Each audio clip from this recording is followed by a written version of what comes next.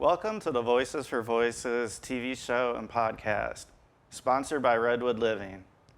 Thank you for joining us today. I am Justin Allen Hayes, founder and executive director of Voices for Voices, host and humanitarian. You can learn more about Voices for Voices on our Instagram, Facebook, and YouTube channel at Voices for Voices, or also on our website, voicesforvoices.org. Voices for Voices is a 501c3 nonprofit charity organization, otherwise known as an NGO, a non-government organization, and we survive solely on donations. So if you are able to, please consider heading over to voicesforvoices.org to help us continue our mission and the goal and dream of mine to help 3 billion people over the course of my lifetime and beyond. Or you can also send a donation to the mailing address of Voices for Voices, and that's at 2388 Beckett Circle, Stowe, Ohio, 44224. Or you can also find us on the Cash App at Voices for Voices. Are you or somebody you know looking for a volunteer opportunity? If so, you can reach out to us today via email at president@voicesforvoices.org. Now, I founded Voices for Voices to provide a platform for folks to share their stories with others as we work to break the stigma around mental health, accessibility, and disabilities, helping people get the help they need, and also helping them prepare or transition into the workforce with the Voices for Voices Career Center, where we connect talent with opportunity for both job seekers and employers alike, from coast to coast and in every industry and job level. And who can forget about merchandise? The Voices for Voices merchandise shop is now up and running at voicesforvoices.org/shop, where shipping is always free, and again, all donations are 100% tax deductible. Did you know that any type of criminal record can result in a negative impact for individuals? For example, even a single misdemeanor arrest or conviction can make it difficult for a person to find a job and or find housing. And breaking the stigma around mental health, addiction is hard enough as it is to just work through that day by day, step by step. But taking those next steps into reintegrate into society, looking for employment, to again be a productive member of society, to find housing. You look at Maslow's hierarchy of needs, food, water, shelter. Some of those things are just at the foundation of us as human beings. Well, for some individuals, having a criminal record can make that even more difficult than just the average person. So today, we are proud to be able to start sharing some information, some awareness, and how to find out about some ways that can potentially help you or somebody you know get a job, find employers that are supporting kind of the second chance of employment, knowing that as individuals, as human beings, we all make mistakes. And then also around the housing and those things, again, are core to us as human beings. So joining us from, I believe it's Columbus, Ohio, via Zoom today on our episode are two members of the Drug Enforcement and Policy Center. First, we have Terri McKee. She is the staff attorney at the Drug Enforcement and Policy Center. And also, we are proud to have the administrative director from the Drug Enforcement and Policy Center, Jana Hrdinová. So we want to thank both of them for joining us today. Great. Thank you for having us. Absolutely. So let's jump into what is rights restoration to the common person that might not have heard about this, or even the individual who might be impacted, to know what this is, and then maybe we can work forward to what the exact mechanisms are, and how individuals can find out and help themselves. So maybe I can take the general question about right restoration, and then I will hand it off to Terri, who can speak more about the steps a person can take to restore some of those rights.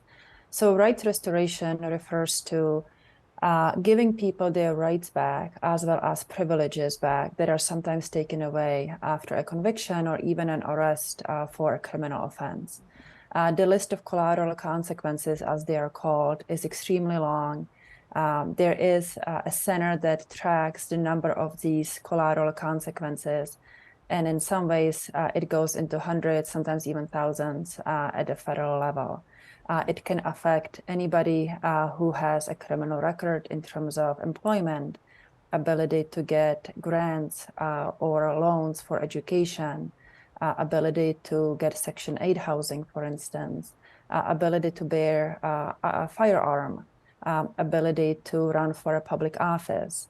But really, from our two projects that focus on rights restoration, which is the Expedited Pardon Project, and the Opportunity Port, which is a record sealing project, what we find that the most frequently listed reason for people looking for rights restoration is really the employment.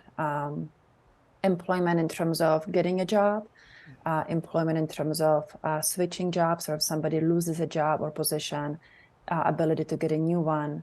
And then also just progressing in one's career. There is generally a ceiling that you sometimes hit if you have a criminal record that you cannot get passed by. So for those instances, rights restoration is tremendously important. The one thing I would also like to add, we are part of the Drug Enforcement and Policy Center, which is part of the Moritz College of Law at The Ohio State University. So we are coming at it from an academic standpoint. We do not have an agenda in terms of advocacy. We are simply trying to help people get on with their lives after a conviction. And I will hand it over to Terri for the more specific things people can do to restore their rights. Yeah, so as Jana mentioned, employment is one of the major obstacles, and housing as well. Even people with certain misdemeanor convictions can have trouble getting apartments or getting jobs, even decades after they have convictions, if they still have them on their records. So in order to apply for record sealing or expungement in Ohio, you have to file with the court in which your case was adjudicated. So it's not a centralized process yet, unfortunately, but we help a lot of people in Franklin County, and we're hoping to expand throughout the state. But there are a lot of organizations, like legal aid organizations and nonprofit organizations and organizations associated with universities, that are willing to help people through the process. It's the main obstacle for people is it is a little bit complex to determine if you are eligible.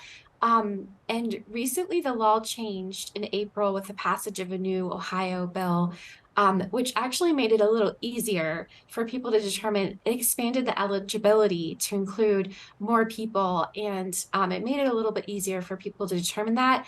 But I still highly recommend that you reach out for some of that free legal help in determining if you are eligible, and then applying to have your record sealed or expunged after determining eligibility is actually pretty straightforward. You file the application with the court. There is a $50 application fee for convictions. Fortunately, there are some organizations like ours, opportunityport.org, if you go through Ohio State University or the Legal Aid Society of Columbus, that application fee will be paid for you with money that we have through funding. But once your application is filed with the court would then set a hearing date. And you would go into court. Most people go without taking an attorney. Most people just represent themselves. And the hearing itself only lasts a few minutes. It's really a balancing test that the court is just concerned with understanding why you're applying to seal or expunge your record, and they want to weigh that against any legitimate governmental reason for keeping it open. But it is, as Jana said, it's a very powerful thing. If you can go and get your record sealed or expunged, it can really open a lot of opportunities for employment and housing, volunteer opportunities, professional licensing, and just help people to move forward without carrying the weight and the stigma of having that criminal record.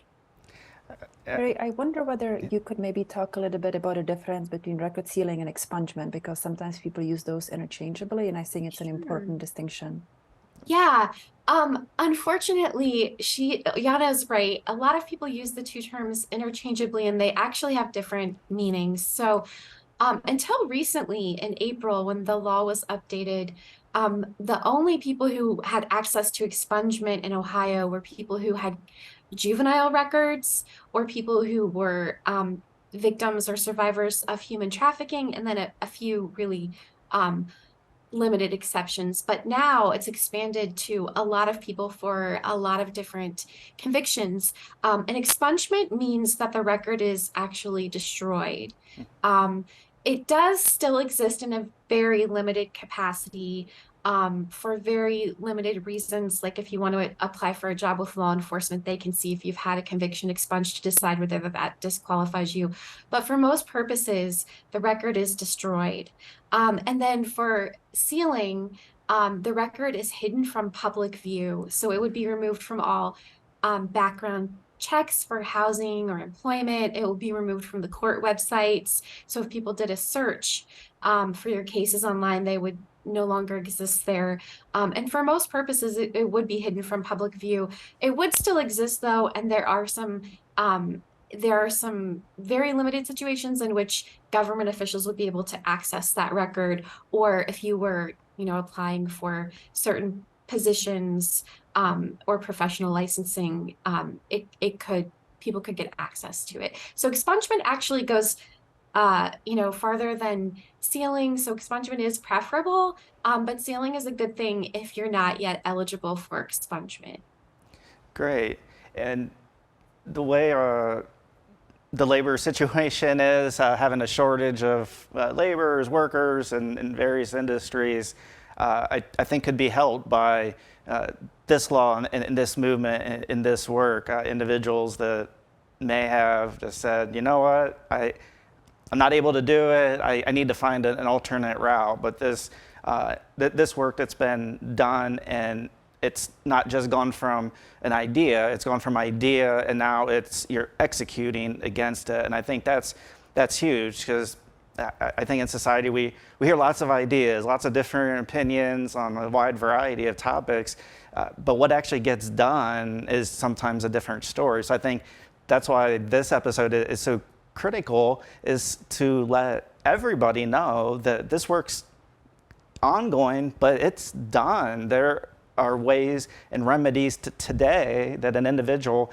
can start that process, whether, as you mentioned, to the court where their case was adjudicated. Now, if an individual has, let's say, a record in two different courts, they would have to go to both of those courts. Is that correct?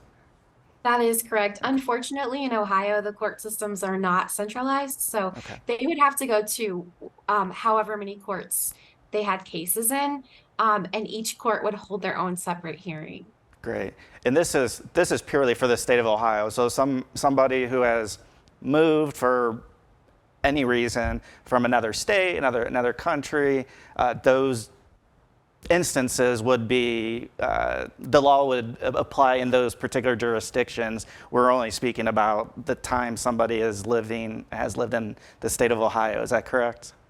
That's correct. We're only talking about convictions that happened in the state of Ohio. Okay. However, if you have moved away from Ohio, you can still seal your Ohio record if you live outside of Ohio. Which is, so any yeah. Ohio offenses can be sealed if you're eligible, of course.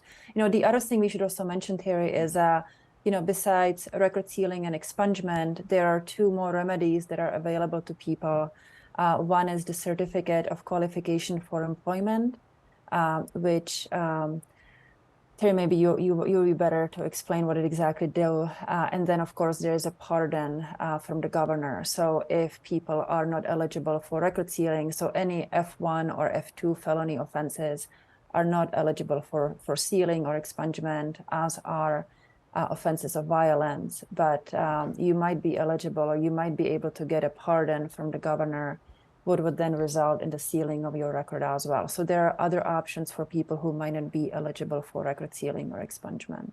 Sure.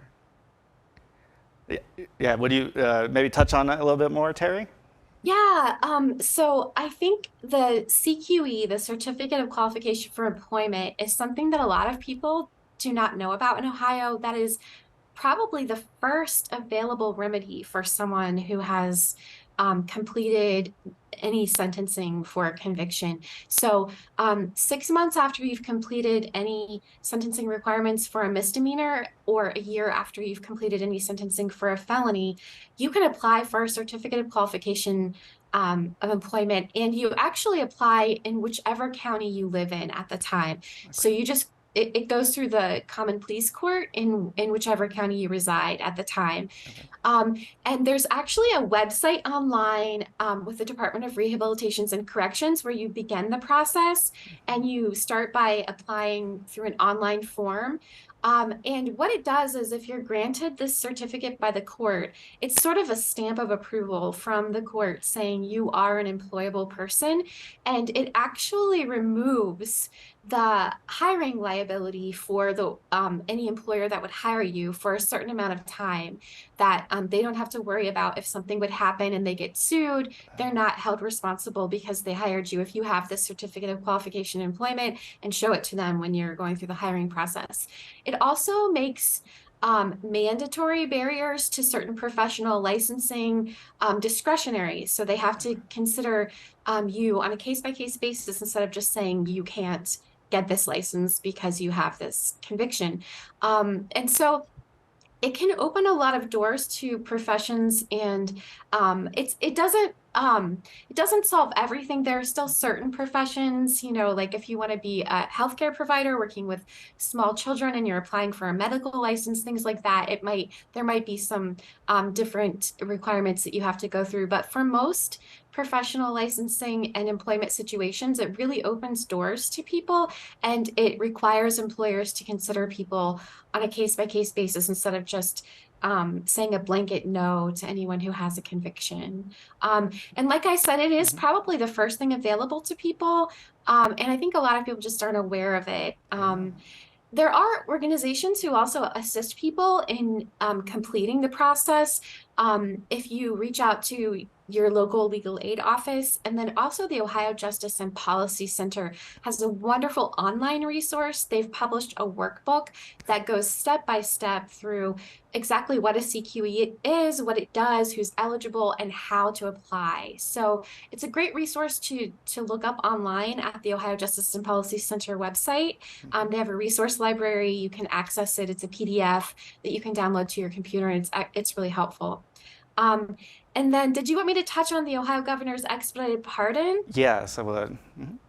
Okay, so that's a project that was started, it's a partnership started by Governor DeWine with the Ohio State University Moritz College of Law Drug Enforcement and Policy Center, and the University of Akron College of Law. And then a few other people have joined along the way as service providers from different law schools in Ohio, like the University of Dayton Law School and Cleveland State Law School. And then there's some University of Cincinnati people who work with the Ohio Justice and Policy Center.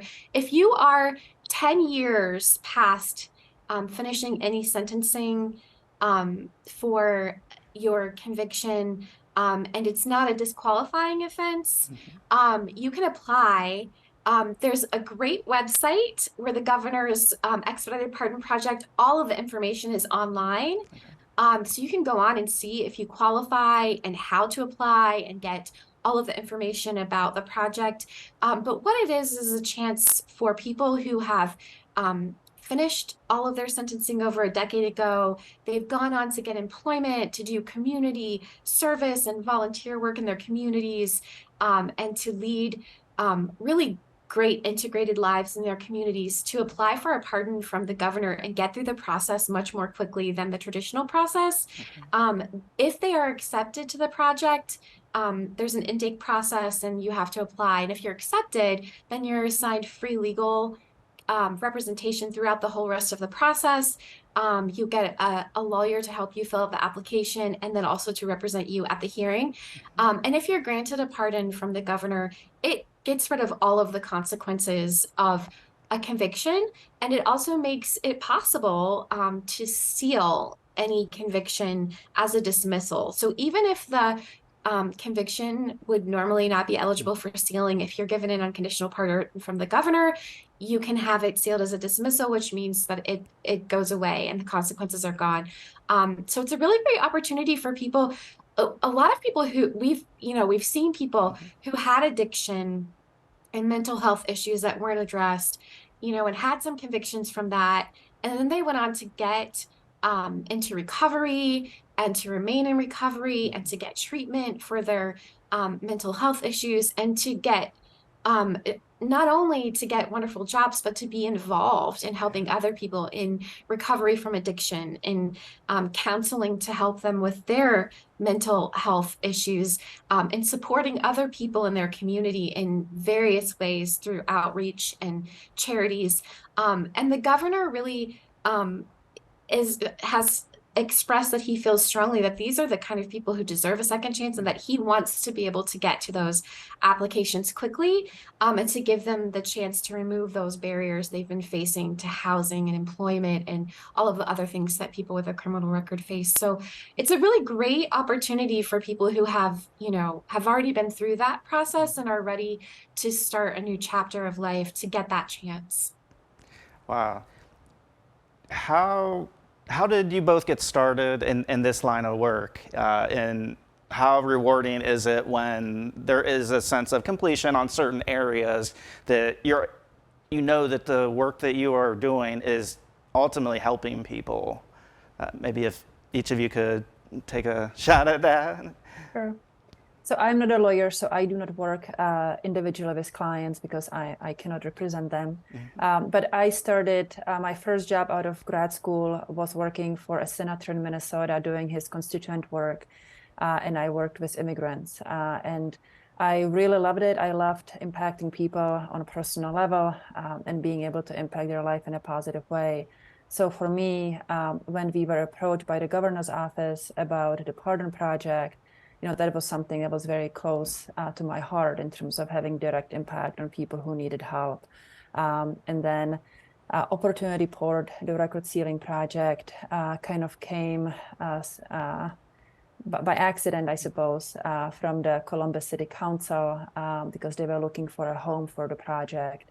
And our colleague knew the person who was in charge, so it just kind of came about, but that's how I got involved in this work. Great, thank you. Terri?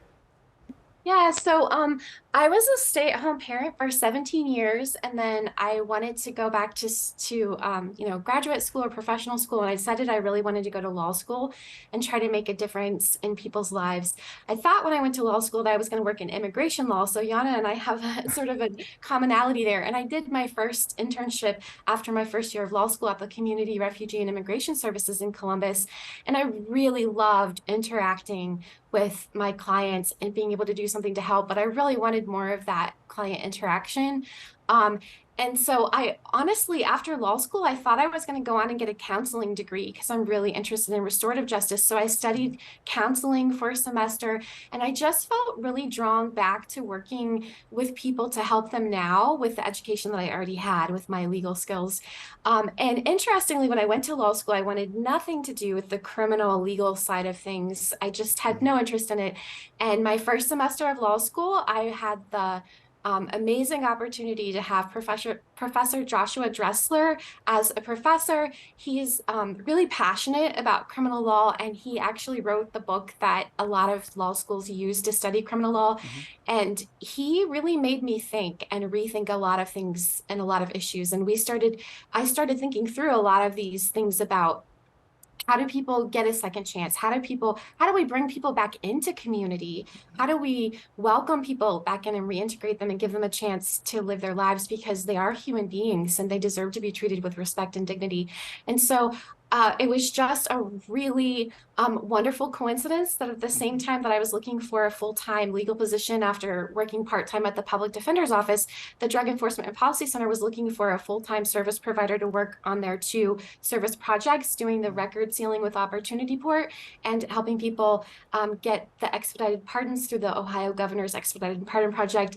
And I applied and they brought me on, and it's been such a great opportunity. I really have enjoyed getting to work with clients. I get to do the one-on-one interaction with people just for a very short period of time with the record sealing and expungement, just to help them on that small part of their journey. But it's so rewarding. And the biggest thing I've learned is that as human beings, we really just we can be such a powerful source of encouragement and change in people's lives by just being willing to listen to people's story with an open mind, and to give them the kind of understanding and compassion and empathy that maybe they haven't received along the way when they've been through some of the harrowing experiences that people who've been through the criminal legal system have been through. And I think that was the biggest surprise for me, was just how grateful people were just to get to have the appointment and have someone listen to them and have someone help them.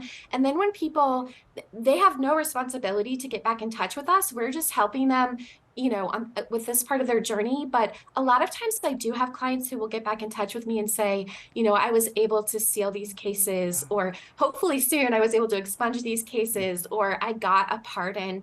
And that is just amazing to feel like you had some small part in helping someone on their journey and helping them to view themselves differently and to gain the acceptance and sort of like a different view from society, so that they can go forward and accomplish their goals.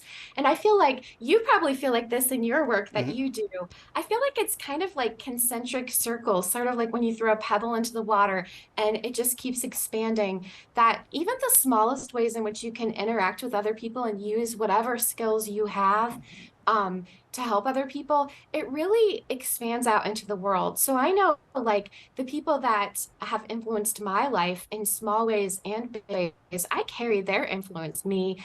And then that goes out into the way in which I interact with my clients and the things that I'm able to offer to them from what people have taught me and given to me. And I feel like, it's hard sometimes because, Jana said she's not an attorney, but she is a policy person. And so she works a lot on, solutions and policies and analyzing things and data. I'm not that person, but I am the person who cares, and so I try to use whatever I have, which is the legal skills and the knowledge of how to seal and expunge your record to help other people along their way.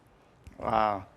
Thank you so much, Terri and Jana, for joining us today. The information, the action that individuals can take, and the rewarding careers and work that you do. Thank you for everything you do. And we look forward to being able to share this with everybody in the state of Ohio and across the world, and maybe they can pick up some of the lead that we're taking in the state of Ohio. So thank you for joining us today. Thank you for having us. Yes, thank you for having us. You're welcome. And thank you, our guests, besides our guests, our audience, our listeners, our viewers, those checking out our transcript of this episode. We're very grateful and thankful to have individuals like Terri and Jana with us today to share actionable information that can help people. And as our organization of trying to be a voice for those that might be voiceless or aren't able to have their voice amplified as much, this information is going to be very impactful. So we want to thank Terri and Jana for joining us today and spending so much time with us. You'll be able to find the links and information that was referred to in the show notes. If you have any questions, you can reach out to myself and we'll get that directed to the right people. So thank you for joining us on this episode of the Voices for Voices TV show and podcast. I am your host, Justin Allen Hayes, founder and executive director at Voices for Voices. And until next time, we hope that you will be a voice for you or somebody in need. Take care.